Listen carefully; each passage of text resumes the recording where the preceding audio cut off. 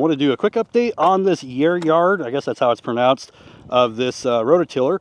As you can see, the handle does come off very easily. You can collapse it down here as well. And I did collapse this down to easily fit it into the truck without having to have the top up. Now this one is electric, and I believe this one uses 13 or 15 amps. I'll have to double check. I'll pull it up on there.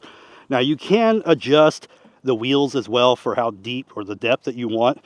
It has this little pin. All you're going to have to do is pull the pin, and then you'll be able to adjust the wheels to however you would like to have it. And I'm going to use my truck generator to power it today. This one does have this little hook that you can hook the cord on to help hold it together. Now this one has a little safety trigger that you have to press in, and then you got your main trigger.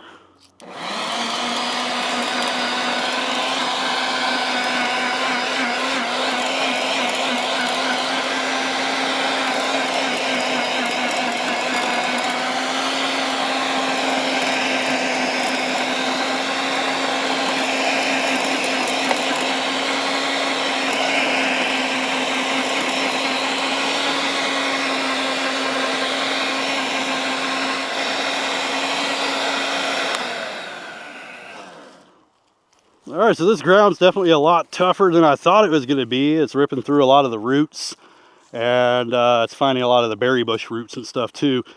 Definitely going to need a little bit more powerful for my large gardens, but if you are looking for something for smaller areas, probably a little bit softer dirt or maybe a little bit softer soil that's already been kind of worked a little bit.